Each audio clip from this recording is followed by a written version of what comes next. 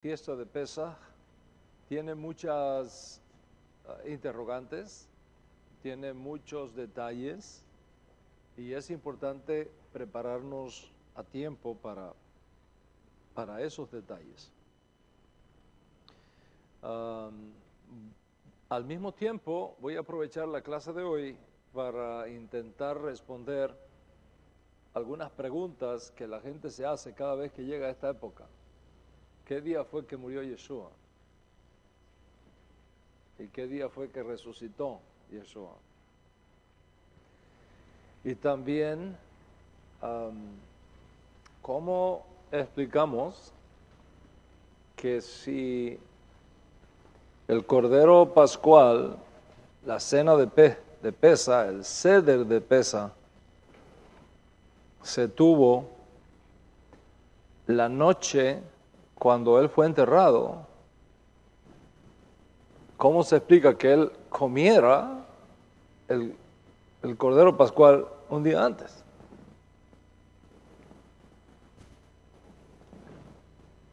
¿Qué es lo que pasó ahí?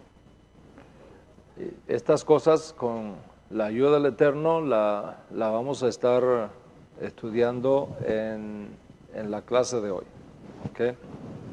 Pero antes vamos a hablar un poquito de Pesaj y de todas las cositas que debemos de tener en cuenta para esta extraordinaria convocación. Cuando esté hablando aquí de estas cosas que debemos tener en cuenta para la convocación, la santa convocación de Pesaj, el contexto en el cual vamos a estar operando responde a nuestra tradición sefardí. ¿Ok? Sí, nosotros no seguimos las costumbres de los askenazis, es decir, de la comunidad judía que proviene de la parte oriental de Europa, ¿okay? Polonia, Rusia, y todas esas secciones de allí, los askenazí. Y tampoco, y eso es muy importante, las normas y prácticas que nosotros tratamos de seguir son las que vienen de los sefardíes, que se conoce como los sefardíes de Occidente. ¿Okay? Hay dos grupos de sefardíes. Están los judíos de Sefarad que huyeron hacia el oriente, Irak, Marruecos, Irán, etc. Pero hubo otras inmigraciones judías de España que se fueron a Portugal, a Holanda, a Brasil, etc. Ese es otro grupo. Se llaman los judíos de Occidente, sefaríes occidentales, para diferenciarlos de los sefaríes orientales. Nuestras costumbres no provienen ni de los askenazim ni de los sefarín orientales, sino de los sefarín de Occidente, occidentales. Además, algunas de nuestras prácticas van más atrás todavía a la época de nuestro santo maestro, el maestro de justicia de Israel, Yeshua Mashiach, según las normas que él mismo practicó y que él mismo nos da el ejemplo, y sus estudiantes originarios. Es importante que sepamos estas cosas para que nadie vaya a confundirse y se por acá se hace así, y por acá yo oí que se decía así.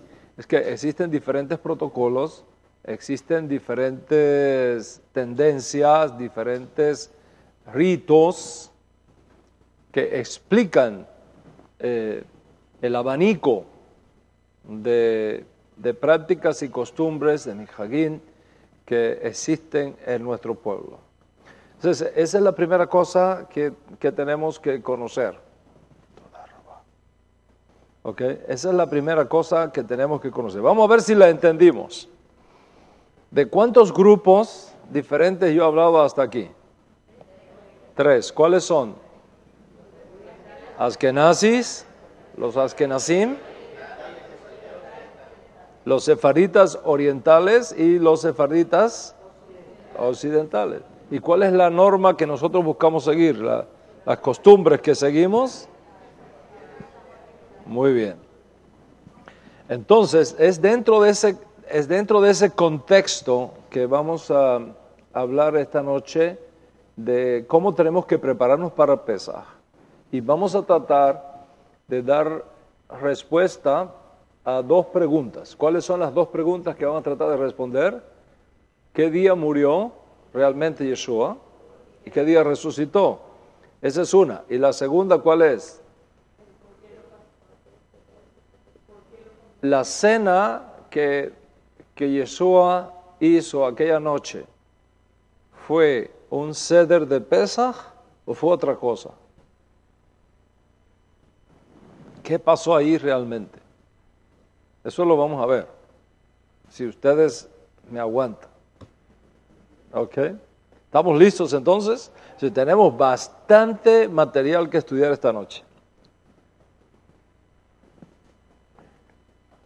Ok, según la Torah, es necesario comer pan sin levadura a partir del primer día de Pesaj.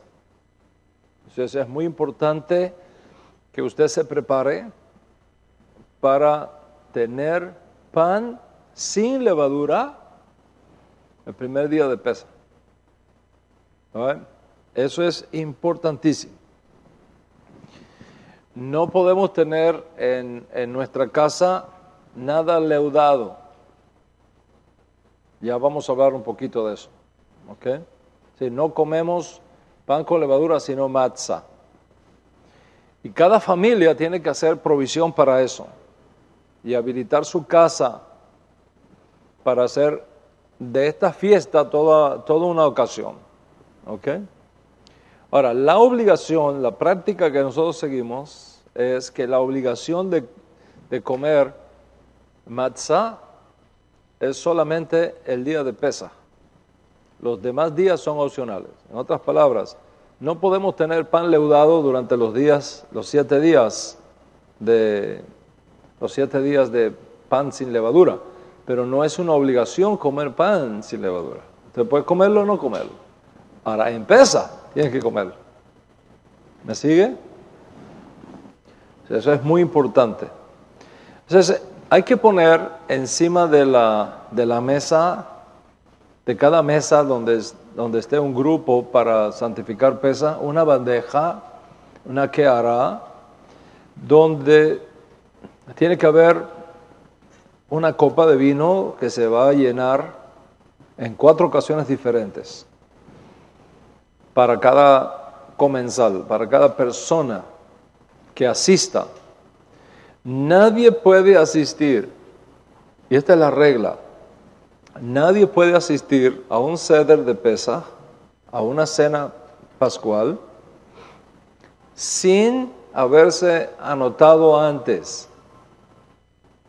Eso es una regla de la Torah. Es muy importante. Usted no puede ir a casa de un amigo la noche de Pesaj y decir, vine a hacer Pesaj contigo. No puede hacer eso. Porque cada comida que se hace esa noche no puede quedar nada. Todo tiene que ser comido. ¿Ok? Eso es muy importante que no cometamos el error de pensar que podemos,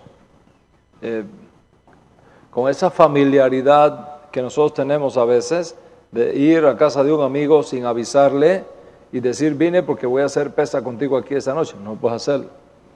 Tiene que registrarse, cada uno tiene que registrarse en la casa donde va a estar. Si fuese una cena comunitaria, entonces es igual, hay que anotarse. ¿Okay? Si usted no se anota y no se prepara comida para usted no puede venir, tiene que anotarse. Este año, con la bendición del Eterno, vamos a tener pesa aquí, pero tenemos limitaciones de espacio. Una vez que colocamos las mesas, el máximo de personas que podemos ubicar aquí son 150. Entonces es muy importante que usted se anote a tiempo para que no se vaya a quedar fuera. ¿Okay? Eso es muy importante. Entonces hay que tener 4 copas de vino para cada comensal. Right? El tipo de matzah que nosotros procuramos usar es redonda. No tratamos de evitar por todos los medios la matzah hecha máquina, cuadrada, que viene en cajas, que son las más populares, dice matzo, y que ya están en las tiendas. Esas cuadradas, los sefardíes, tratamos de no comerlas. Especialmente nosotros que seguimos esta costumbre. Siempre buscamos que sea matzah redonda. ¿Ok? Matzah redonda. Así que no quiero ver a nadie con matzah cuadrada. A ver, esa de la maquinita que tiene hoyitos, evitémosla. Vamos a usar redonda. ¿Ok? La otra cosa es muy importante. El nada fermentado uno puede usar en pesa. Nada fermentado uno puede usar en pesa. Esto incluye el vino. ¿Ok? Entonces, aquellos que están comenzando a incorporarse en la casa de Israel para este tiempo y que tal vez nunca han hecho un ser de pesa y están aprendiendo toda esta riqueza que forma parte de su herencia, es importante conocer algunos términos. All right? Es muy importante conocer algunos términos. El vino hay que ser bien cuidadoso con el vino, porque el vino puede contener hametz si está fermentado. Entonces no podemos tener nada que tiene hametz en nuestra mesa, en nuestra casa. O sea, hay un vino que se prepara, que se cocina. Es un vino que se cocina, se conoce como mebushal. Ustedes lo van a ver en la botella. Dice mebushal. Cuando ustedes vean esa palabrita, mebushal, en una botella de vino, significa que es vino cocinado. Es un vino tradicional, por ejemplo, el Manishewi, que es una marca muy típica acá en Estados Unidos. El Manishewi, casi todo Manishewi para pesa es mebushal. Y nosotros, los sefaríes, no usamos mebushal. Ten cuidado de no traer ese tipo de vino cocinado a la casa en esos días. Buscamos vino que sea apropiado para pesa. ¿Ok? Especialmente para la primera noche y la tercera noche. En la primera noche de pesa, la primera copa de pesa y la tercera copa de pesa, bajo ningún concepto usamos vino cocinado. O sea, es muy importante que después, bueno, se puede usar, pero no para la primera y la tercera copa, por la importancia que ella tiene. ¿Ok? Entonces, tenemos que destruir todo hametz que esté en nuestra posesión antes de la hora de prohibición. Así está escrito en la Torah. Tenemos que destruirlo. Así que limpiar la casa entera. Ya hay que empezar a limpiar la casa, para no dejarlo todo a última hora. ¿Ok? Y facilitar estas misbot. Limpiar todo. No sea cosa que uno tenga hametz en su casa. Ahora, recuerden lo que yo siempre les he enseñado, que todas las fiestas son terapias. Todas las fiestas son terapias. La terapia grande que vamos a hacer durante los días de Pesaj es el orgullo. Sonría, que el Señor le ama muchísimo. Vamos a trabajar el orgullo. Vamos a trabajar la vanagloria. Vamos a trabajar el que la gente, el que necesitemos que la gente nos aplauda para sentirnos bien. ¿Ok? Tenemos que llegar a un punto en nuestras vidas donde aprendamos lo que significa bitul, anulación, negación de uno mismo. Y esto es exactamente lo que hace sacar el hametz. Hametz tiene que ver con la arrogancia. Hametz tiene que ver con el orgullo. Hametz tiene que ver con la preponderancia. De creernos que nosotros controlamos todo y que nos la sabemos toda o que nos lo merecemos todo, etc. Entonces, en este proceso de la limpia del hametz y de la eliminación del hametz y de todo lo que hacemos para sacar el hametz de la casa, estamos trabajando en esa terapia, ¿ok? Internamente. Así que no es simplemente sacar hametz físico, es que en ese proceso vamos a ir aprendiendo a quitar de la neshama, del alma, de cada uno de nosotros, vamos a ir quitando esas cosas que estorban a que la gloria de Dios se manifieste en nuestras vidas. Eso es parte de la terapia, téngalo presente, ¿ok? Y es por eso que buscamos hasta en las cosas más mínimas. Dicen los sabios de nuestro pueblo que hasta en los libros que usamos mucho durante la semana hay que revisar, porque a veces uno se pone a comer pan estudiando, ¿right? ¿Y qué pasa con las migajitas? Caen las hojas y ahí está escondido el hametz. ¿Ok? Eso es en la parte física. En la parte espiritual, ¿qué significa eso? Los pensamientos. Mirar todos los pensamientos, todo el libro que tenemos aquí arriba, ¿okay? ¿Qué pensamientos hay ahí que me están estorbando? ¿Qué pensamientos hay ahí que no son dignos de estar ahí? ¿Okay? Y eso es lo que vamos a estar trabajando con la ayuda del Eterno en este tiempo. Los asientos de la casa, ¿saben que a veces los muchachos meten cosas en la parte de atrás de los asientos? Hay que sacar en los coches, en los automóviles, a veces el coche se vuelve tu segundo comedor. Yo sé que eso no pasa aquí, pero en algunos lugares el coche se vuelve el desayuno, la cena, la oficina, cuántas cosas no hacemos. Y ahí van cayendo migajas y migajas. Hoy yo tuve que llevar el coche a lavar y oiga, lo que le sacaron, yo no sabía que eso tenía tanta cosa allá adentro. Por ahí estaba.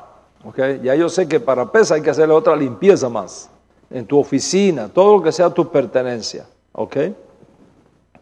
Ahora, les tengo una buena noticia para las amas de casa.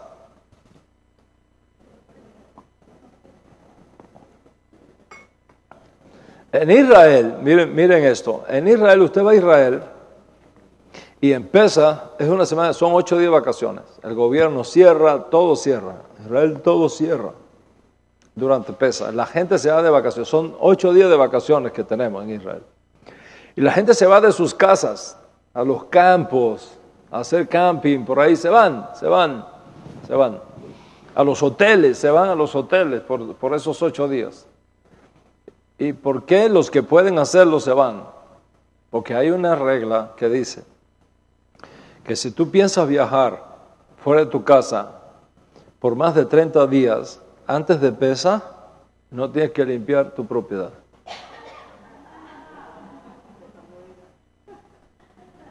¿Ok? Entonces, si uno viaja antes de 30 días y no piensas volver a tu casa para Pesaj, no tienes que hacer toda esa limpieza. ¿Ok? Pero si piensas volver antes de Pesaj, entonces tienes que hacer la limpieza. ¿Ok? Espero que no se me vayan de vacaciones todo el mundo ahora. por lo que acabo de decir. ¿Ok? ¿Qué cosa es hametz? Mucha gente me pregunta. ¿Qué cosa es hametz? Hametz o hamez es el producto que resulta cuando se mezcla agua con alguno de cualquiera de los 5 granos mencionados. ¿Ok? Eso es muy importante. ¿Ok? Cualquiera de los 5 granos que tiene que ver con la harina, con el trigo o sus derivados, cualquiera de ellos que entre en agua, eso que resulta es hametz. Con agua. Pero si tú mezclas esos granos con algo que no sea agua, entonces, por ejemplo, jugo de manzana no se considera hametz. Eso quiere decir que técnicamente se puede hacer postre con harina pura en base a jugos naturales. Y en el mercado venden esos productos, o usted tiene que buscarlos, ¿ok? Porque se venden, ¿ok? Siempre y cuando la harina sea harina kosher le Pesach, ¿ok? Si la harina es kosher le Pesach, entonces se pueden hacer cosas con jugos de manzana, jugo de uva, etcétera, que no sea necesariamente agua. Nosotros los judíos sefaríes, comemos arroz, frijoles, habichuelas, maíz durante Pesach. Nuestros hermanos askenazí no lo hacen, pero nosotros sí lo hacemos. Porque si usted ve, no, porque allá me dijeron que no se puede comer arroz. ¿Y cómo es eso? Es que seguimos costumbres diferentes. Para nosotros los sefaríes, el arroz no puede faltar en la mesa. Y los cubanos, si no hay un buen congrí, la mesa está incompleta. So, para tranquilidad de los cubanos, okay, podemos comer congrí en Pesach. All right? El uso de las vajillas es muy importante. Lo mejor, si usted no se quiere poner en problemas, lo mejor es tener una vajilla específica para Pesach. Y ya usted la tiene guardada. Esta vajilla es exclusivamente para Pesach. Ahora, algunas vajillas se pueden usar en Pesach, aunque se hayan usado para otras cosas, siempre y cuando sean vajillas de probado no hametz, que son inmunes al hametz. Por ejemplo, si son de vidrio o si son de stainless steel, ¿ok? Ese tipo que no le entra nada, algunas ollas nuevas que hacen que no le entra nada, pero si son cubiertos o fuentes o utensilios que tienen porosidad, no se pueden usar. Por ejemplo, si usted tiene ollas de aluminio, que yo no les recomiendo a nadie que tenga ollas de aluminio, pero si las tiene, no se puede usar en Pesach. De barro no se puede usar en Pesach, ni aunque las laves, porque el hametz se mete ahí durante todo el año y no hay forma de sacarlo. ¿Okay? Entonces, para no tener problemas, tener una vajilla única y especial para Pesach por el honor mismo de la fiesta y para evitar confusiones. ¿Ok? Muy importante. ¿Right? Por eso es que no usamos cucharetas de servir que sean de madera. ¿Ok? Por el mismo problema. ¿Right? Normalmente lo que se hace en una casa para purificar las ollas pequeñas y los cubiertos y demás es que se pone una olla grande con agua a hervir.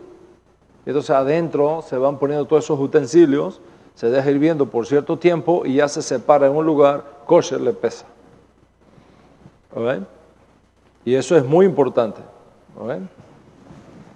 Muy importante.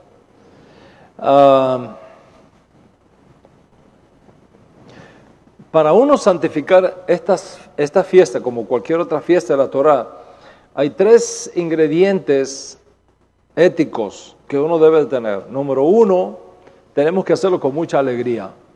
Esa es la primera cosa, que haya un ambiente de alegría, un ambiente festivo.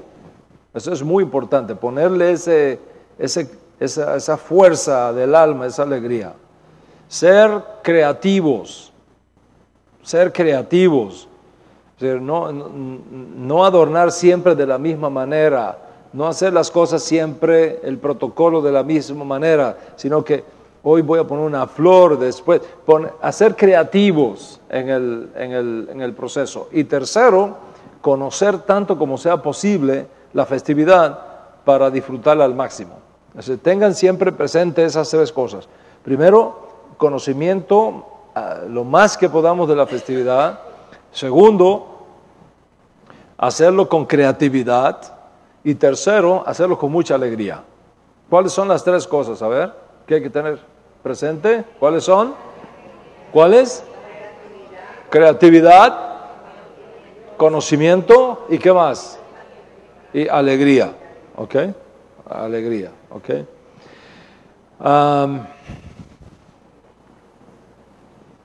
Mi recomendación es que el vino que se use en las cenas públicas comunitarias no tenga alcohol. No tenga alcohol. Sea jugo de la vid sin alcohol, sin ningún tipo de alcohol. Por varias razones. Número 1, es posible que vengan personas que vienen de un trasfondo de alcoholismo y ya gracias a Hashem se han sanado. Usted le da alcohol, le puede causar un problema. Y segundo, que en Pesa no se toma una copa, se toman muchas copas, mínimo 4 copas. Y entonces si la gente va a manejar con 4 copas de 18%, 14% de alcohol, we're in trouble. ¿Ok? Y todavía no tenemos en la comunidad servicio a domicilio para llevar a la gente a su casa después de Pesa. Entonces, lo mejor es evitar uno de esos problemas. ¿Ok? Por supuesto, usted va a ser enseñado esa noche, cada vez que se vaya uno a beber una copa de las 4 copas que se bebe, siempre hay que estar recostado hacia el lado izquierdo. ¿Ah? A ver, vamos a probarlo un poquito, muévase un poquito. ¿Ok? Y ahí se bebe hacia el lado izquierdo. Eso es una costumbre muy antigua, porque así se comían antes los reyes, como no había mesas altas como estas, yo que las mesas eran bajititas, había unos ¿cómo se llama? Divanes grandes, ¿verdad? Grandísimos, y ahí era que se recostaba. Entonces la mano izquierda siempre estaba aquí así y se bebía con la mano derecha. Esa era la gente libre, los esclavos estaban de pie, sirviendo. Pero la gente libre, los reyes, los príncipes, se recostaban para el lado izquierdo. Y entonces es una señal de libertad. Y como Hashem nos hizo libres, y Pesaj es la fiesta que marca ese momento, fuimos libres de la esclavitud. Entonces nos recordamos a nosotros mismos que somos libres. Ahora, esa libertad física tiene que ir acompañada con la libertad del alma también. Como dijo el maestro, si el Mesías los liberta, seréis verdaderamente libres. Porque una cosa es salir de Egipto y otra cosa es que Egipto salga de ti. Right. Mientras Egipto no salga de ti, tú no eres verdaderamente libre.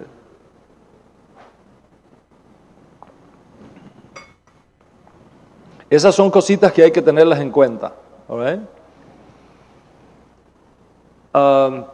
Este año, 5774, Pesaj no cae en Shabbat. cae lunes, segundo día de la semana en la noche.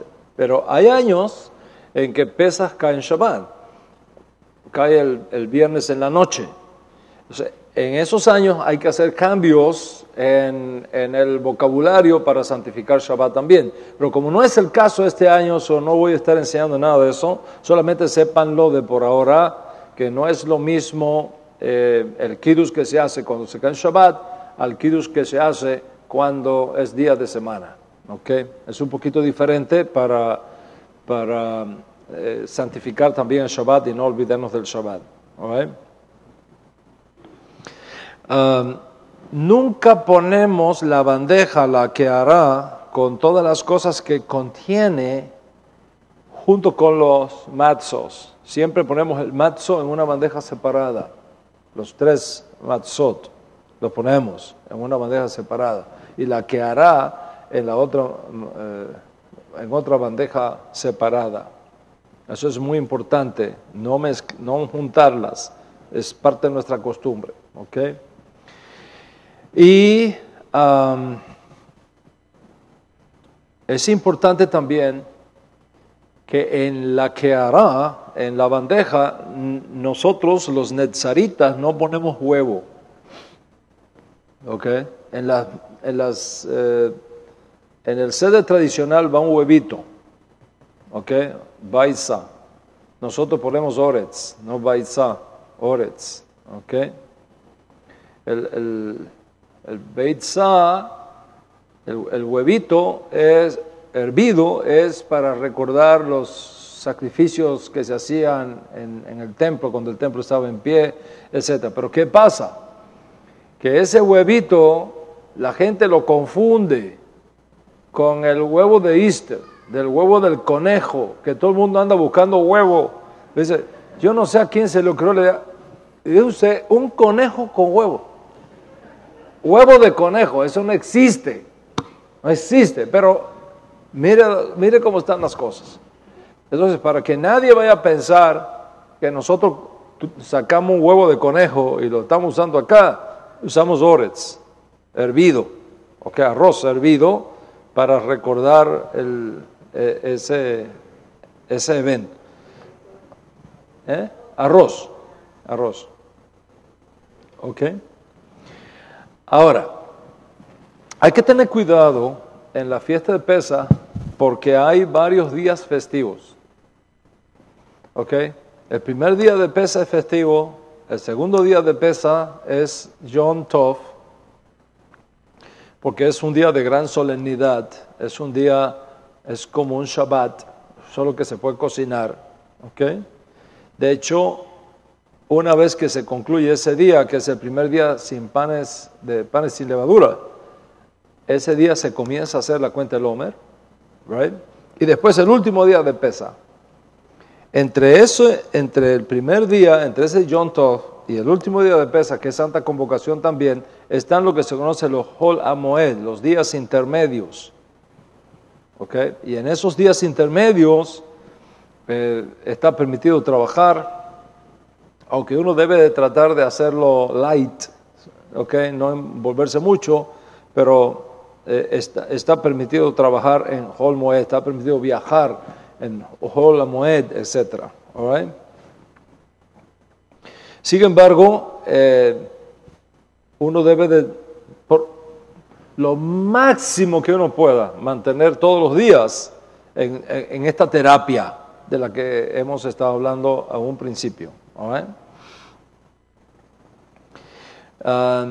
En el caso de los Bnei Abraham, voy a explicar aquí, en el caso de los Bnei Abraham, una de las diferencias entre un Yehudí y un Bnei Abraham, ahora lo voy a explicar con más claridad, aunque el Moré Yosef estuvo hablando de estos días aquí, israelitas, judíos, todo ese tema, voy a recordar un poquito. Hay una diferencia entre Bnei Noach y Bnei Abraham en la manera como se explica en nuestra alianza. ¿Ok? Desde el punto de vista de la halajá que se sigue en nuestra alianza, todas las naciones, exceptuando la nación de Israel, son Bnei Noach. hijos de Noé, todas las naciones son Bené Noah. Incluso Israel es Bené Noah. Es decir, todos venimos de Noé, todos venimos de Noé. Noé viene siendo como un nuevo Adán, porque toda la humanidad pereció en el diluvio, solamente Noé y sus hijos sobrevivieron. Si toda la humanidad procede de Noé y de sus 3 hijos, Sem, Cam y Jafet, o de uno o de otro, pero de ahí venimos todos.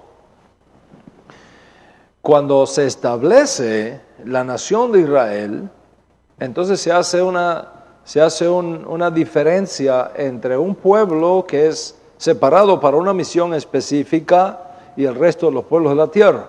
O sea, el resto de los pueblos de la tierra son Bené Noah, Israel, es Yehudí, el pueblo judío, el pueblo hebreo. ¿Okay?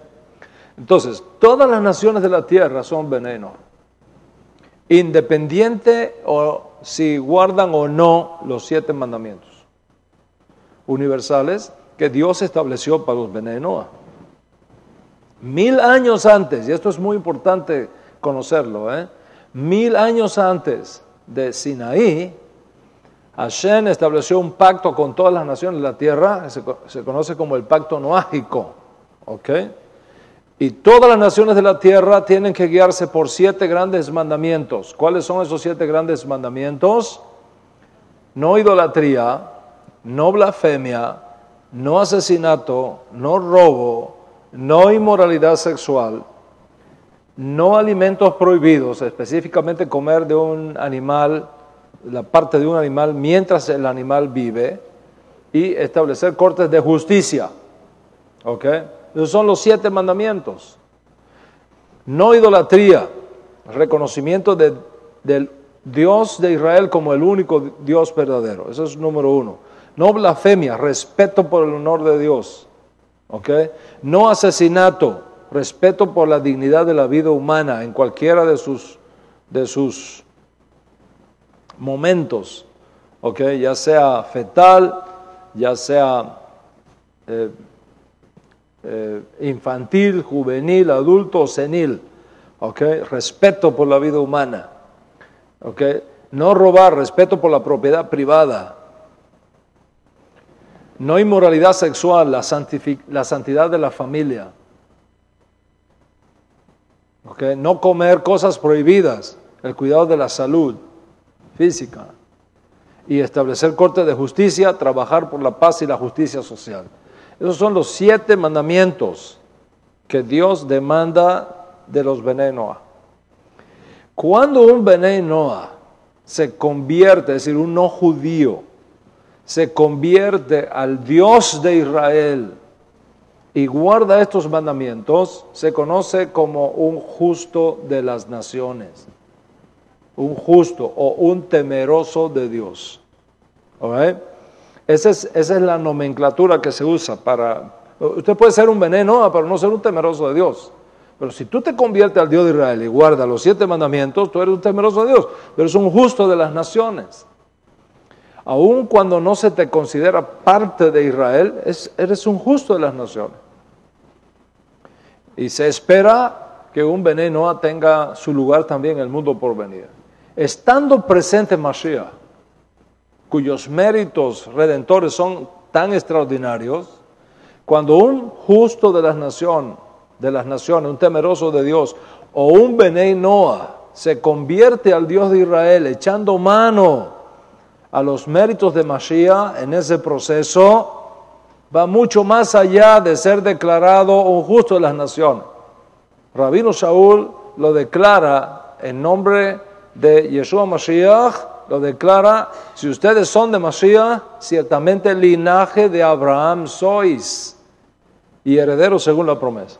O sea, es una conversión mucho más poderosa, mucho más grande, y el cambio de estatus se refleja en el nombre que llevan, Benei Abraham. No solamente un justo de la nación, no solamente un temeroso de Dios, es que es considerado también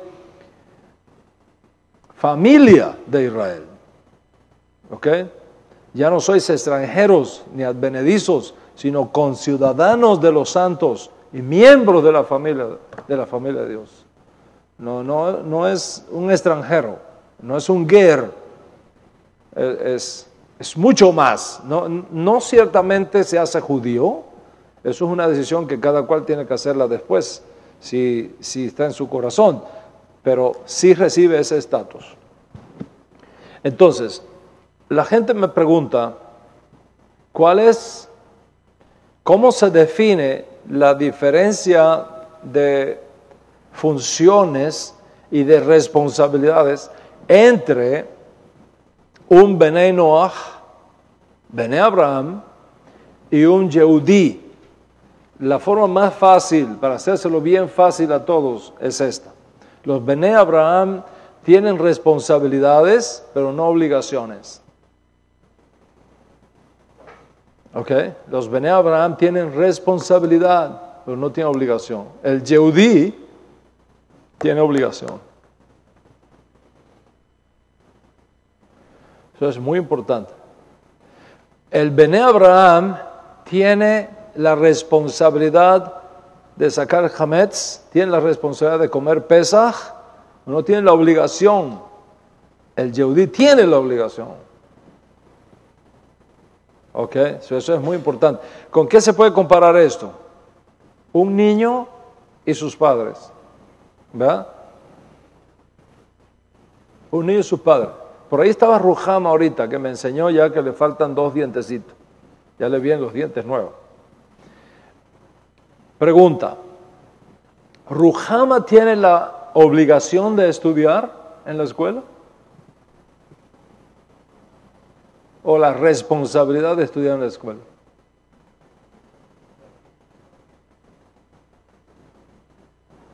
¿Qué piensa? La niña tiene 6 años. ¿Tiene responsabilidad de estudiar o tiene obligación de estudiar? No tiene obligación, tiene responsabilidad. Tiene responsabilidad, no tiene obligación. ¿Ok? Ella puede hacer oficios en la casa, ayudar a la mamá y esto. ¿Tiene obligación de hacerlo? No. ¿Pero tiene responsabilidad? Sí. ¿Quién tiene la obligación de trabajar?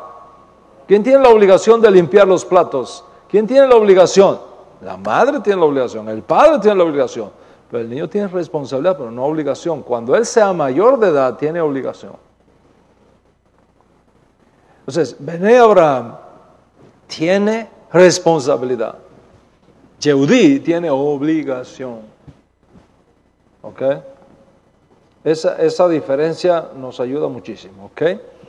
Bueno, eso es lo que quería enseñar. Después, en otras clases se van enseñando más cosas de cómo es la parte práctica. Creo que mi esposa va a tener reuniones con las mujeres de cómo es la parte práctica de sacar el jamés de la casa, etcétera, etcétera, etcétera. La otra cosa que quería hablar es cuándo murió Yeshua. ¿Fue el viernes? En la tarde. La tradición cristiana enseña que Yeshua murió el viernes en la tarde. Lo entierran el viernes en la noche y resucita el domingo en la mañana. Ese es básicamente, de ahí viene el Viernes Santo, de ahí viene el sábado de gloria y de ahí viene el domingo de resurrección. No hay un solo cristiano que el domingo no se levante a las 6 de la mañana, vaya al mar, al río donde sale el sol y ahí hagan la ceremonia, ¿no? ¿Cuál es el problema que tiene esto? El problema que tiene esa cuenta es doble. Número 1 es histórica y número 2 es de carácter cultural. Y voy a explicar las dos. La parte histórica. La razón por la cual los cristianos guardan el Viernes Santo no es porque sigan la Torá, no es porque sigan la Biblia. Es porque siguen un decreto del concilio ecuménico convocado por Constantino en Nicea en el año 325. De ahí es que viene. Ahí se estableció que que el domingo sería el día que los cristianos usarían para adorar a Dios y que la Pascua tendría que ser realizada al día siguiente del equinoccio de la primera luna llena. ¿Ok? Entonces, siguiendo esa regla, para que siempre caiga en el mes de abril, en el mes de la primavera, aproximadamente. Esa es la regla que se usa. ¿Por qué? En la carta que escribió Constantino se dice la respuesta. La respuesta es para que los cristianos no tengan nada compartido con esa chusma de los judíos. Así dice la carta. Los judíos patricidas mataron al Señor, mataron a Cristo, etc. No podemos tener nada compartido con ellos. Entonces, cambiaron la fecha. ¿Ok?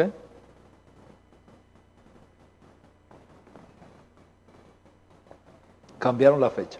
Esa es la razón histórica. En otras palabras, este año, por ejemplo, usted verá que la famosa Semana Santa de la iglesia no coincide con Pesaj. Este año a veces coincide, este año no coincide. ¿Por qué? Porque si los cristianos siguen a un judío, tienen la Biblia judía, tienen los apóstoles todos que son judíos, ¿por qué razón cambiaron? ¿Por qué cambiaron? Es un problema histórico. No hay nada, es un problema de carácter histórico. Cuando uno nace en una cultura así, uno recibe todos esos valores pasivamente. Y la mayoría de nuestros hermanos y amigos que proceden o que están en el cristianismo, lo hacen porque eso fue lo que le enseñaron. Eso fue lo que ellos recibieron pasivamente. Y por eso es que se hace esa práctica. ¿Okay? ¿Sabes que en estos días me hicieron un cuento de Fidel Castro? Sé que Fidel Castro decidió poner de vuelta la Navidad en Cuba. Y entonces los periodistas se animan muchísimo. Mire qué bien que Fidel puso la Navidad de vuelta. Vamos a hacer una entrevista. Dice, comandante, venimos acá a hacer una entrevista. ¿Es cierto que usted hizo esto? Sí, lo hice, pero esto se llama democracia comunista. Dice, ¿cómo es eso? Dice, muy fácil. Lo primero que hice fue invitar a un cura. Y le dije, ¿usted está de acuerdo que yo ponga la Navidad de vuelta? Y el cura dice, pues claro que sí, comandante. Claro que sí. Dice, ya tengo a todos los católicos aprobados. Votaron a favor. Después busqué un pastor pentecostal. Y le dije, ¿usted está de acuerdo que se ponga la Navidad en Cuba de vuelta? Y me dijo que sí. Dice, ya tengo a todos los evangélicos, votaron ya. Con un solo voto yo tengo todos los... ¿sí? Y me faltaba uno solo, el judío. Porque por ahí todavía hay unas comunidades judías en Cuba. Así que llamé al rabino y le pregunté, ¿usted tiene problema que ponga la Navidad para atrás? ¿Y sabe qué me dijo? No, ¿qué le dijo? Dice, me dijo estas palabras. Yo no tengo problema con eso, comandante. Al fin y al cabo, están celebrando el cumpleaños a un judío. Y es cierto, ¿ok? Es absolutamente cierto. Entonces, la primera razón es histórica. La segunda razón es cultural. Es decir, la gente no se da cuenta que el calendario romano, gregoriano, no sigue el mismo horario que el calendario judío. ¿Por qué?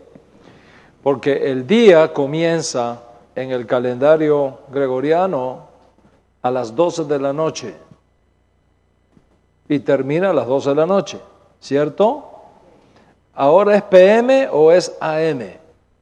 Ahora es PM. Pero cuando llega a las 12 de la noche y un segundo, ya es AM. Porque a las 12 de la noche es que cambia para AM, ¿cierto? Y ya es un nuevo día.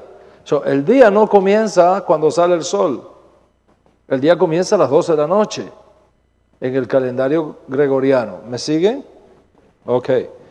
En el calendario judío es diferente. Para nosotros el día comienza a la caída del sol, no a las 12 de la noche.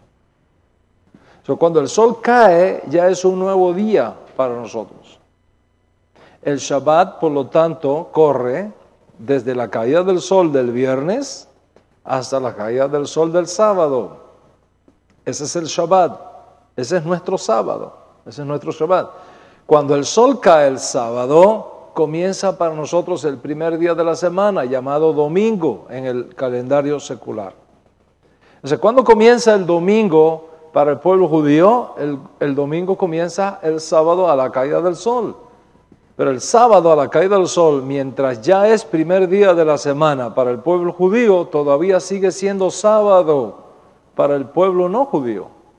Y tiene que esperar hasta las 12 de la noche para que llegue el domingo. O sea, hasta las 12 de la noche es sábado. ¿Me sigue? O sea, hay 6 horas de diferencia entre uno y el otro. Mientras que cuando llega el primer día de la semana para el cristiano, a las 12 y 1 de la madrugada, ya hace 6 horas que los judíos estamos en el primer día de la semana. La Biblia es un libro judío. Cuando dice que Yeshua resucitó el primer día de la semana, ¿cómo lo vas a interpretar? ¿Con una mente gregoriana o con una mente judía? Si lo interpretas con una mente gregoriana, vas a interpretar que Jesús, en el lenguaje cristiano, resucitó ¿cuándo? El domingo por la mañana. El domingo por la mañana resucitó Jesús. Nos pregunta un judío, dice, no, Yeshua no resucitó el domingo por la mañana, Yeshua resucitó el sábado en la noche, a la caída del sol del sábado, que para nosotros ya es primer día de la semana. ¿Cuánto entiende lo que estamos hablando? Entonces eso es muy importante. Entonces, ¿qué sucede? Yeshua dijo, señal no les he dado a esta generación. ¿Está claro eso? La parte cultural. Ok. Entonces, ¿cuándo murió Yeshua? ¿El viernes u otro día? Vamos a contar. Vamos a hacer ingeniería inversa. Reverse engineering. Ok. Vamos a hacer ingeniería inversa. All right.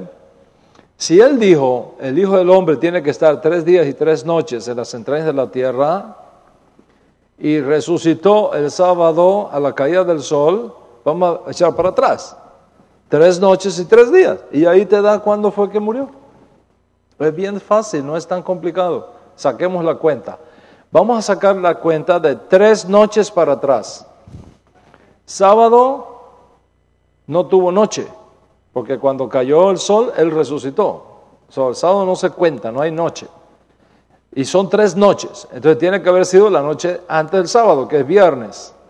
Ahí hay una noche. Falta otra noche más, la noche del jueves. Y falta otra noche más, la noche del miércoles. Y ahí tenemos las 3 noches. Pero ahora faltan 3 días. ¿Ok? El sábado por el día, un día. El viernes por el día, segundo día, y el jueves por el día, tercer día.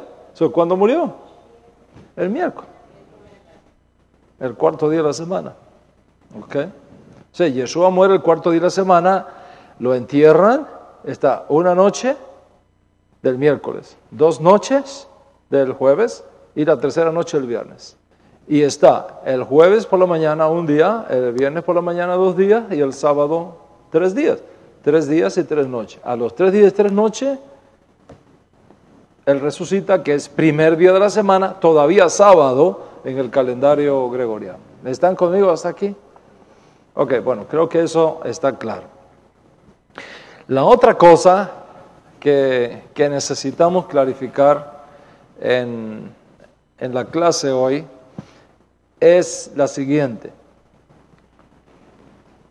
La cena que Yeshua tuvo con sus discípulos la noche antes de morir, ¿fue un Seder de Pesaj o fue una comida festiva? ¿Ok? Ese es el punto que vamos a considerar. Pero como mi tiempo ya se está agotando, me dan ganas de dejarlo para el sábado, para el Shabbat, o me aguantan. Ok, vamos a darle entonces. Vamos a darle. Entonces,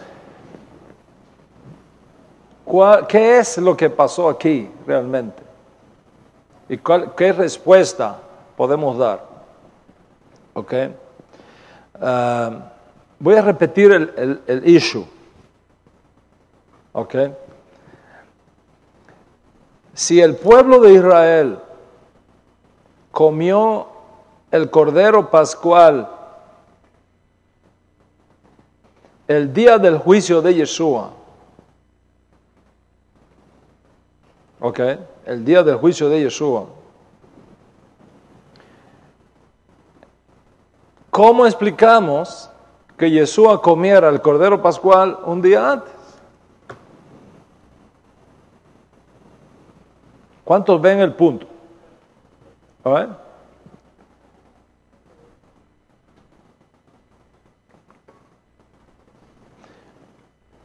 ¿Y cuáles son los problemas que esto presenta? ¿Y cómo se soluciona este problema? La primera cosa que tenemos que decir tiene que ver con la honestidad académica. Nosotros no tenemos en este momento suficiente información para saber cómo realmente se santificaba Pesaj en los días de Yeshua. No tenemos suficiente información. ¿Cuáles son las fuentes de información que tenemos? Tenemos el Código Real, que nos da bastante información de cómo eran las cosas. Tenemos la literatura rabínica, que nos ayuda a tener una idea. Tenemos los escritos de Filón de Alejandría, que fue un judío filósofo de una generación previa a Yeshua, que escribió muchísimo, y entonces él es una fuente de información. Y tenemos los escritos de Fabio Josefo. A partir del año 47 tenemos un montón más de información de los rollos del Mar Muerto, de Qumran.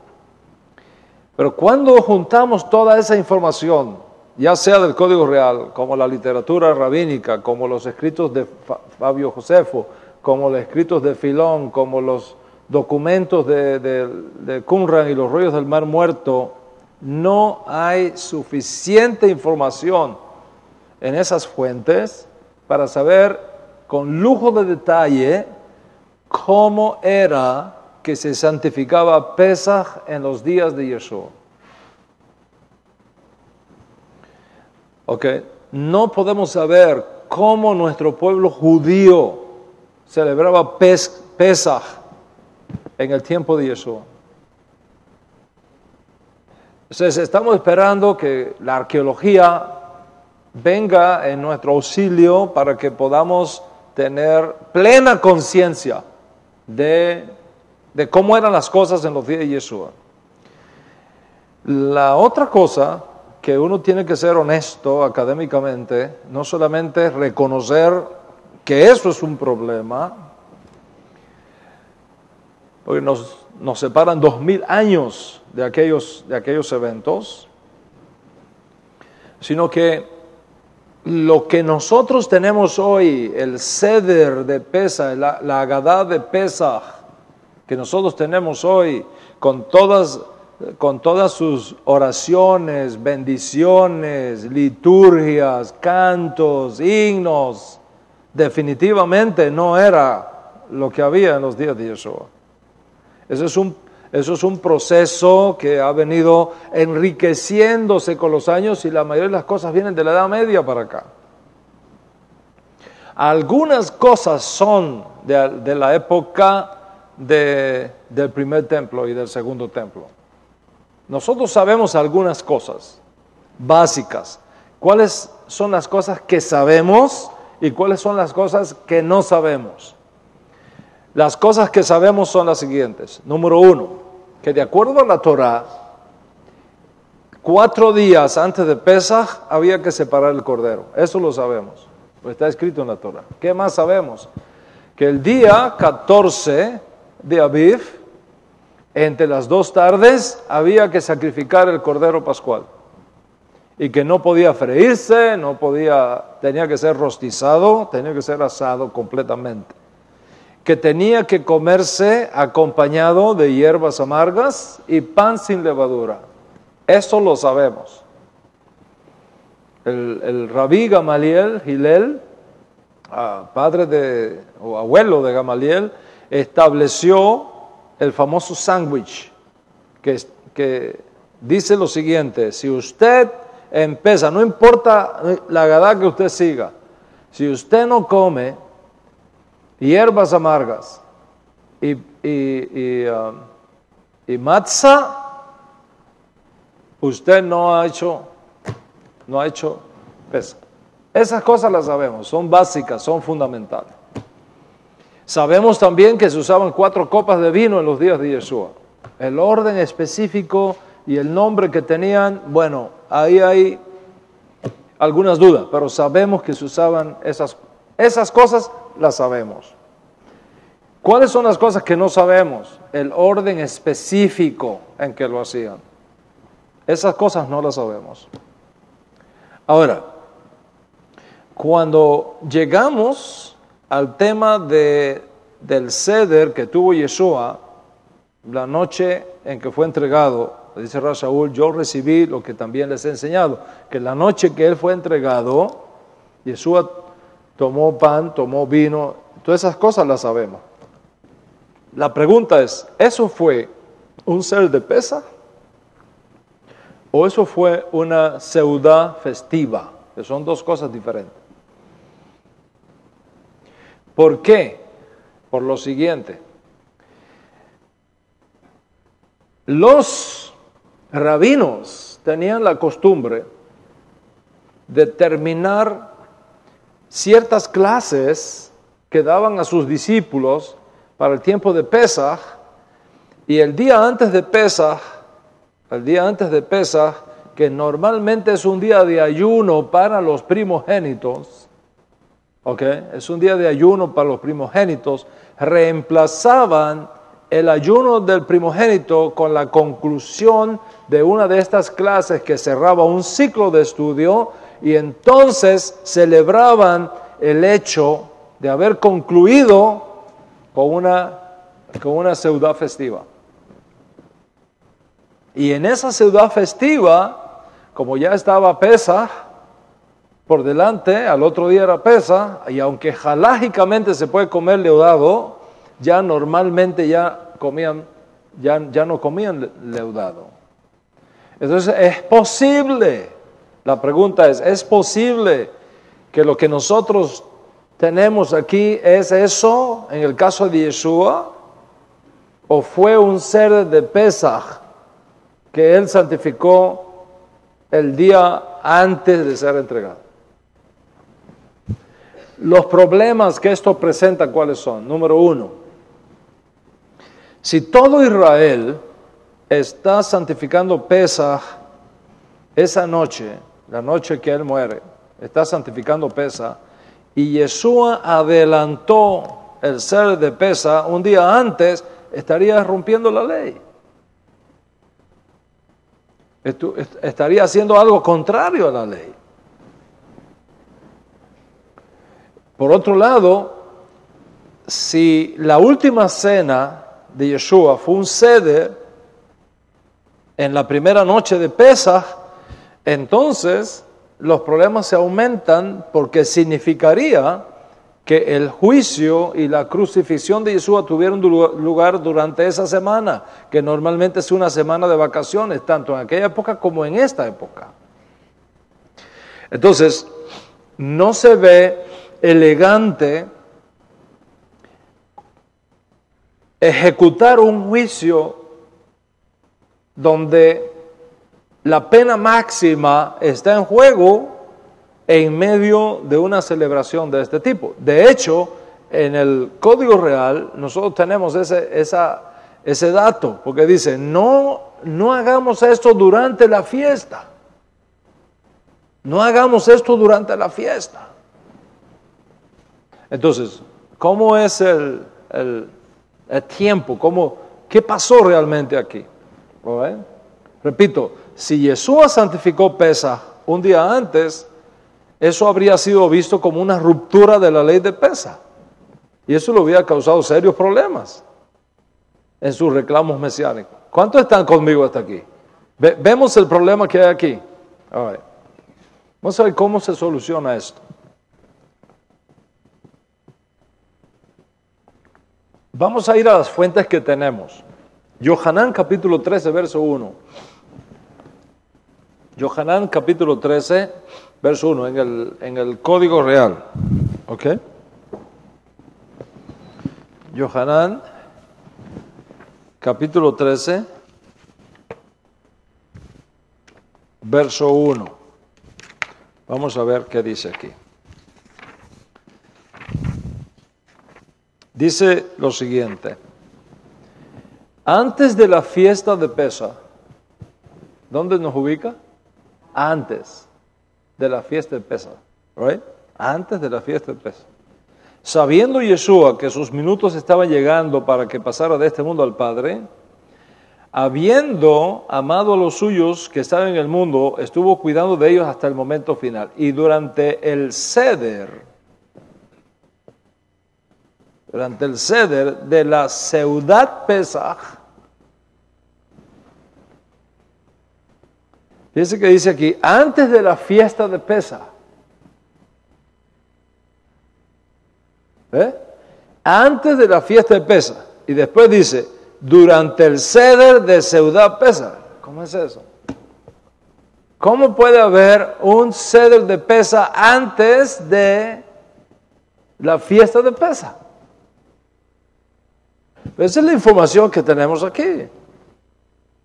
¿Qué vamos a hacer con eso? Bueno, seguimos leyendo todo ese dato que está ahí. Él le lava los pies a sus discípulos y entonces dice,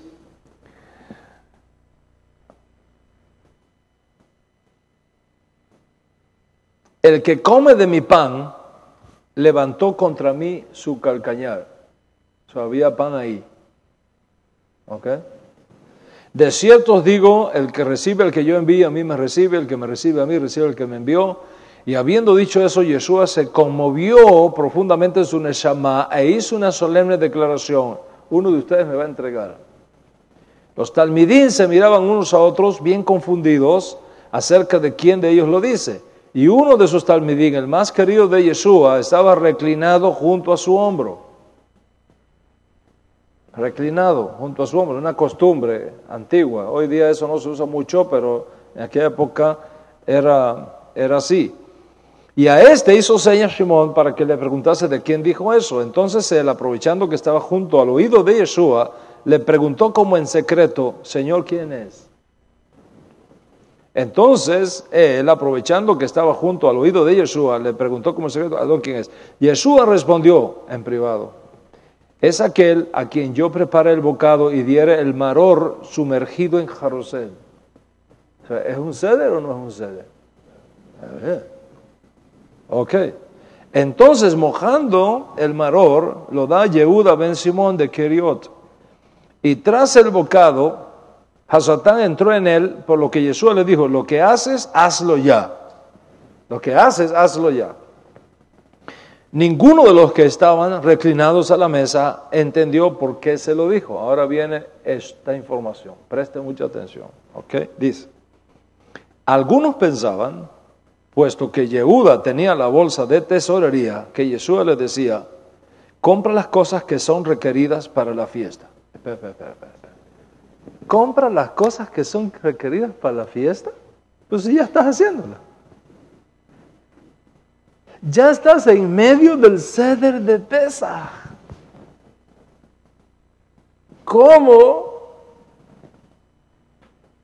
vas a ir a comprar cosas para Pesaj si ya estoy haciendo Pesaj?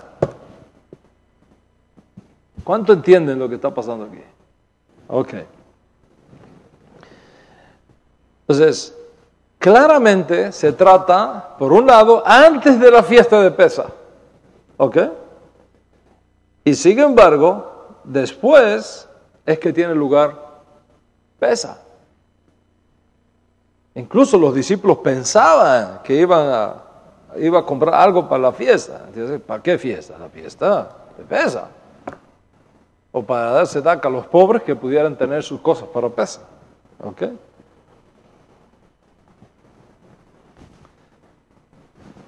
Entonces, estas son las cosas que nosotros tenemos que entender. Capítulo 18, Yohanan, también nos da un dato importante. 18:28, lo voy a leer acá. 18:28 dice: desde el tribunal de Cayafa llevaron a Yeshua al pretorio. Era de madrugada y los que lo llevaron no entraron en el pretorio para no impurificarse y poder comer pesa. Si ya Yeshua hizo pesa, y ahora resulta que acá nos dice que los que llevaron al pretorio no quisieron entrar allí para no impurificarse y poder comer pesa. ¿Cuántos pesas había?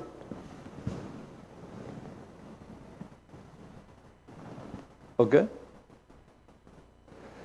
Capítulo 19 de Yohanan, verso 14, dice, era la preparación dice, al oír estas palabras, Pilato no vio otra alternativa, llevó afuera a Yeshua y se sentó en el tribunal, en el lugar llamado enlosado y en hebreo Gabatá.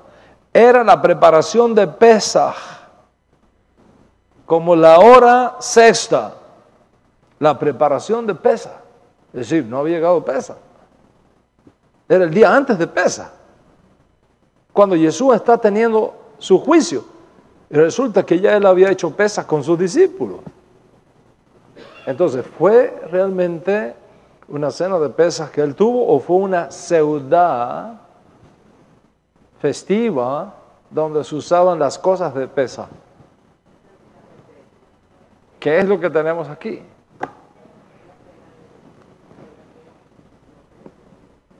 ¿Ok? Era el día de preparación para que, aquí lo dice, el capítulo 19, verso 31. Entonces, ya Yeshua muere, porque dice, luego Yeshua tocó el vinagre con sus labios, dijo, consumado es, y habiendo inclinado la cabeza, entregó el espíritu. Right? Pero el verso 31 dice, Yohanan 19:31 dice, entonces los Yehudim, los judíos, por cuanto era la preparación de Pesaj, por cuanto era la preparación para que los cuerpos quedaran colgados en Yom Tov, no quedaran colgados en Yom Tov, porque aquel Yom Tov era de gran solemnidad, rogaron a Pilato que le fuesen quebradas las piernas y fuesen colgados, descolgados. Día de preparación, así que cuando Yeshua muere, y en unos minutos, minutos más tarde lo van a bajar del madero y lo van a enterrar, era día de preparación. Y resulta que ya Yeshua había hecho el ser de Pesaj con sus discípulos, como ya lo vimos, lo hemos visto antes. O sea, el día de preparación para la Pascua era la tarde de Nisan 3 hasta la noche del 14 de Nisan. O sea, Yeshua muere miércoles a las 3 de la tarde. Pero ese día era día de preparación. Y el día antes, en la noche, él había comido la cena con sus discípulos. Esa cena, ¿qué fue? ¿Un seder o no fue un seder? Con toda la información que tenemos hasta aquí, vamos a hacer una votación en bendición.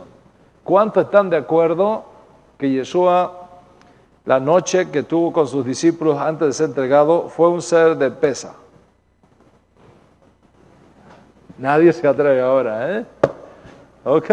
¿Cuántos creen que fue una cena festiva con sus discípulos que terminaron un tratado? ¿Cuántos están en duda? Que no sé cuál será. Ok.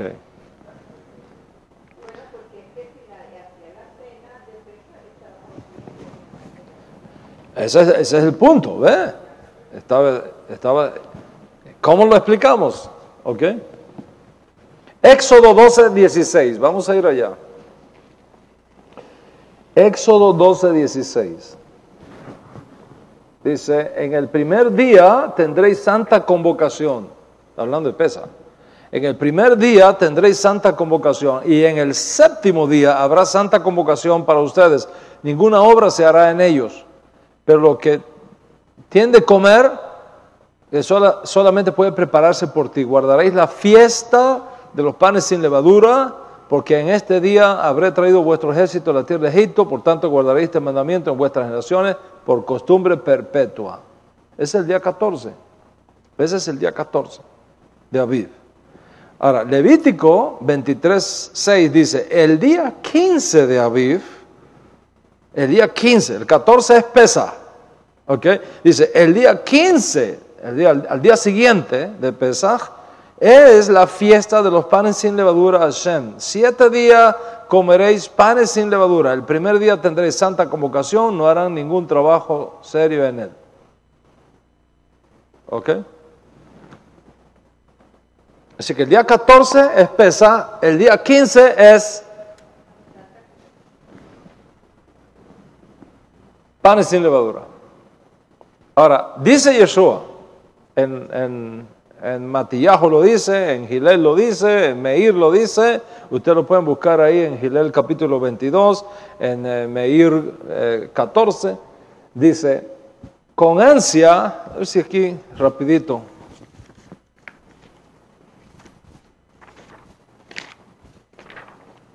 Ok.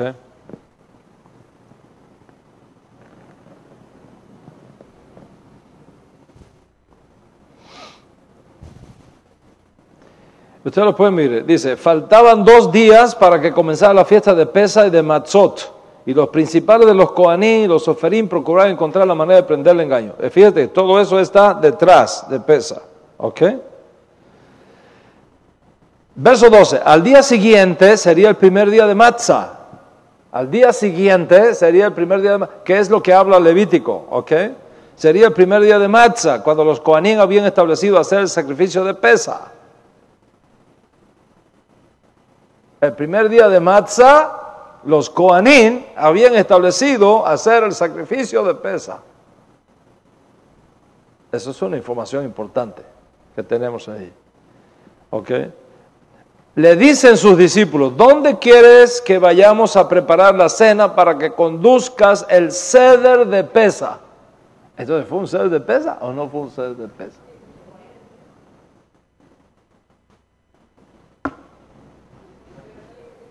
¿Ok? Entonces escogió 2 talmidim, los envió con estas instrucciones. Id a Jerusalén, os saldrá al encuentro un hombre que lleva un cántaro de agua, síganlo. Y donde entre, díganle al Baal Habait, el Ribi dice, ¿dónde está mi cuarto donde dirija el ceder de Pesaj con mis discípulos? Y él os llevará a un segundo piso y les mostrará un gran comedor equipado y listo para el ceder. Preparen allí para nosotros. Y habiendo llegado la tarde de ese día, entra allí con los 12 y estando reclinados a la mesa, mientras comían, Yeshua dijo, Y estando comiendo, Yeshua tomó el pedazo del medio del masa y confesó la bendición. Todo eso lo tenemos aquí. ¿Qué fue esto? ¿Qué pasó aquí? En otro lugar, en otro paralelo, dice, ¿cuánto he deseado comer este cordero de Pesaj con ustedes antes de padecer? Porque os digo que no la comeré más hasta que se cumpla en el reino de Dios. Y de este vino David no voy a beber más hasta que se cumpla. Entonces, ¿quería el ser de estar en el ser de Pesaj o no lo quería estar? Entonces, ¿comió cordero pascual o no lo comió? ¿Ok? ¿Cuál es la respuesta? ¿Ok? Ya sabemos el problema que hay. Yo creo que ya todo el mundo captó la situación anormal que tenemos aquí. Primer escenario.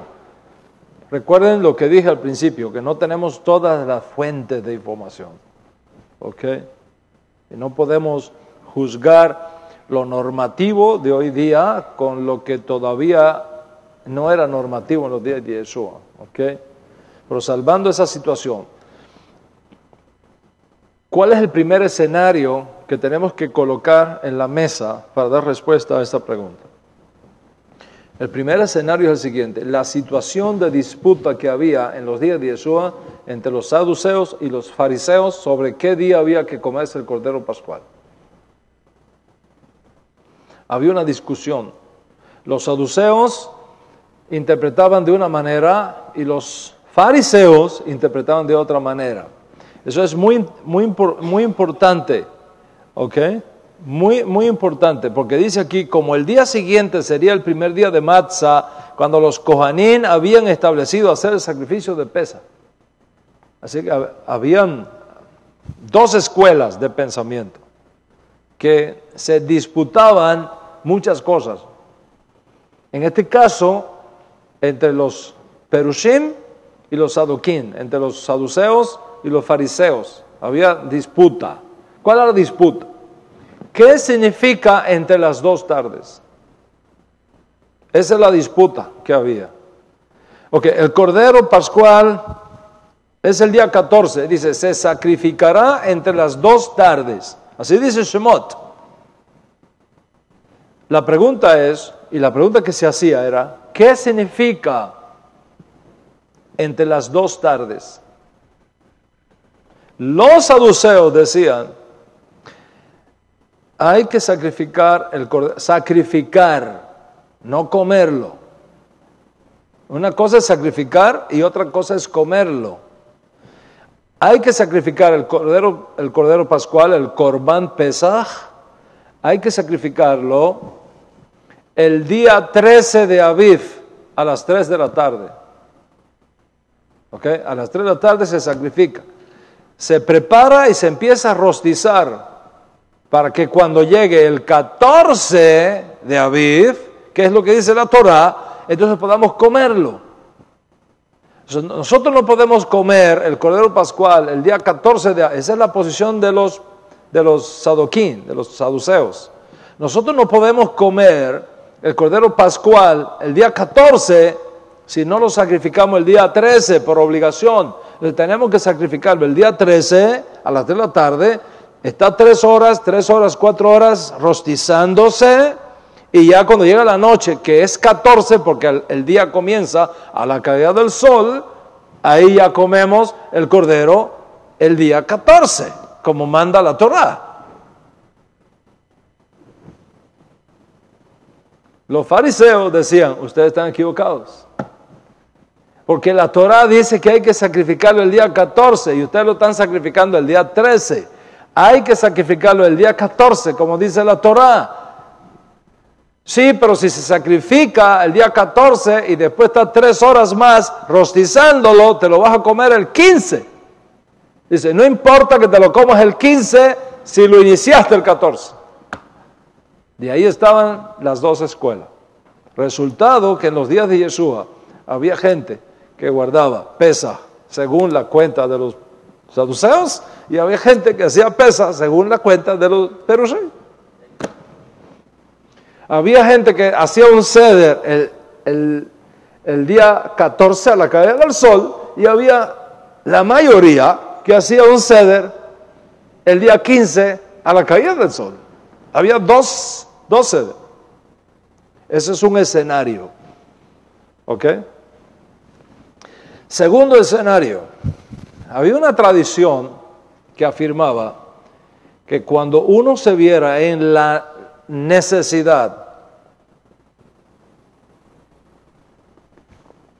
de realizar un viaje largo, podía adelantar un día a la celebración dentro de los 2 días establecidos por los saduceos y los fariseos. En otras palabras, si por alguna razón usted va a viajar, ya que los perushim dicen que se puede hacer el día 14 sacrificándole el 13, o el 14 sacrificándole y comiéndole el 15, debido a que tenemos esos 2 días en el evento que usted tenga que viajar y no puedes estar en uno, puedes hacerlo en el otro. Ese es otro elemento que tenemos otro escenario que tenemos que tener en cuenta acá. All right? Recuerda, hoy día no es así, pero hoy día la halajá ya está definida con respecto a eso. En los días de Yeshua no estaba definida todavía. ¿Ok? Eso es muy importante. Las cosas, el judaísmo de hoy día no es el judaísmo de la época de Yeshua. Ha habido muchos cambios. ¿Ok? Entonces no podemos tomar lo que es normativo en el judaísmo, las prácticas normativas que se tienen hoy día, y decir, en los días de Yeshua tenía que haber sido así. No necesariamente. ¿Ok? El otro escenario que tenemos aquí. Durante la época de Yeshua, el calendario hebreo se determinaba tanto por cálculo como por observación visual de la media luna, de la luna, por los testigos. ¿Okay? Hoy día, exceptuando algunos en Israel que insisten que la luna nueva, Rosh Hodesh, hay que hacerlo visual, y si no es visual no vale. En los días de Yeshua definitivamente era por cálculo y por observación visual. ¿Cómo funcionaba eso? Le voy a explicar, de acuerdo con las fuentes que tenemos, cómo es que funcionaba. El Sanedrín de Jerusalén era el que tenía responsabilidad de anunciar cuándo llegaba Rosh Hodesh. ¿Cómo lo hacían? Primera fuente de información, cálculo. Lo hacían por cálculo. Sin embargo, la práctica que más se seguía era por medio de 2 testigos. ¿Cómo sabemos que se hacía por cálculo? ¿Ok? En la Torá hay señales de que se hacía por cálculo. Por ejemplo, en la relación amistosa que tuvieron David y Jonathan, ¿ok? Jonathan le dice a David, mañana será día de luna nueva y tu silla estará vacía. Mañana será Rosh Hodesh y tu silla está vacía. ¿Cómo sabía Jonathan que mañana será Rosh Hodesh si era exclusivamente por observación visual y no por cálculo? Es que había un cálculo. Ahora, no, aunque se mantenía un cálculo, en los días de Yeshua la costumbre que prevalecía era lo visual. ¿Y cómo se hacía? Se hacía así. Estaba el Sanedrín, la corte de los jueces, que son los que tienen que anunciar al pueblo cuándo llega el Rosh Hodesh, un novilunio, un mes nuevo. En el caso de Pesaj y otras festividades, otros meses que tienen festividades dentro, esto reviste una importancia vital. ¿Cuándo nos vamos a preparar para Pesaj? ¿Cuándo llega el mes de Aviv? Porque a los 14 días hay que comer el Cordero Pascual, hay que sacrificar el Cordero Pascual. La declaración del Rosh Hodesh era importante para saber cuándo es Pesaj. Entonces, ellos estaban en Jerusalén más o menos para el tiempo que el cálculo le decía que ya tenía que ser. Y esperaban que vinieran 2 testigos. Entonces, venían 2 testigos y decían, nosotros vimos la luna nueva. Se corroboraba, ¿ok? Eran interrogados, estos testigos, eran interrogados por el tribunal, ¿ok? Y si encontraban que tenía sentido, entonces el tribunal declaraba Rosh Hodesh e inmediatamente mandaba unos mensajeros a encender un fuego en las montañas que rodeaban a Jerusalén para que los judíos que vivían más lejos de Jerusalén supieran que había llegado Rosh Hodesh. Se hacían llamas, ¿okay? Se hacían llamas, hogueras. Y entonces ya la gente que no vivía en Jerusalén, vivía más lejos, sabían del asunto. Ahora, la autoridad del Sanedrín podía posponer, aquí está el punto, aquí está el otro escenario que nos ayuda a entender qué pudo haber ocurrido en los días de Yeshua. La autoridad del Sanedrín podía posponer el comienzo de Aviv, tanto Aviv si comenzaban a dar segundo o terminaba a dar regular, podía posponer la fecha de llegada del 1 de Aviv en el evento de que ocurrieran algunas de estas cosas. Primero, una cosa que podía ocurrir, la cebada no estaba todavía madura. ¿Ok? Si la cebada todavía no estaba madura, si las lluvias de invierno no habían parado, ¿ok? Porque eso causaba problemas de dificultad en el camino, ¿ok?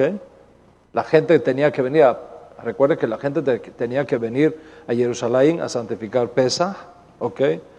O si los corderos estaban indispuestos, o cualquier otra razón que hubiese hecho difícil mantener la Pascua, el Pesaj. Incluso podía darse el caso que hubiese problemas de información con los testigos. ¿Por qué? Porque si, por ejemplo, hubo mal tiempo, estaba nublado, los cálculos, la observación no era muy confiable, entonces, ¿qué hacía el tribunal? Declaraba 2 lunas nuevas consecutivas. ¿Ok? Declaraba 2 lunas nuevas consecutivas y consecuentemente 2 días de Pesaj. ¿Cómo lo ve? 2 días de Pesaj. Entonces, nosotros no sabemos, no teníamos de Weather Channel para saber cómo era el tiempo en los días de Yeshua. Nos llama la atención que aquí dice, los Coanín habían establecido, que quiere decir que ahí pasó algo. Ahí sucedió algo que llevó a los Coanín a establecer posiblemente 2 días de Pesaj, porque había confusión, tal vez las lluvias no habían terminado, tal vez no se habían abierto bien las espigas, y por lo tanto a Bif la primavera no había llegado, o no era muy confiable el testimonio de los testigos, no sabemos, pero sí sabemos que había la costumbre que en el evento de que estas circunstancias se dieran, el Sanedrín, los Coanín, tenían autoridad para declarar 2 días de Pesaj y de esa manera no tener problemas. Que todo el mundo pudiera santificar Pesaj en un tiempo seguro. En mi opinión, esto último fue lo que pasó. Había en aquella época 2 días de Pesaj y Yeshua evidentemente seleccionó el primero, establecido por los propios Coanín, porque él sabía que el otro no iba a poderlo comer, porque él iba a morir al otro día.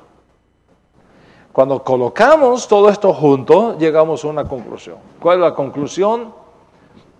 Que aunque los datos que nosotros tenemos en el Código Real, los datos que tenemos en la literatura rabínica, los datos que tenemos en Filón de Alejandría, los datos que tenemos en Josefo, los datos que tenemos hasta este momento, los rollos del muerto, etc., no son absolutamente contundentes para decirnos exactamente qué pasó.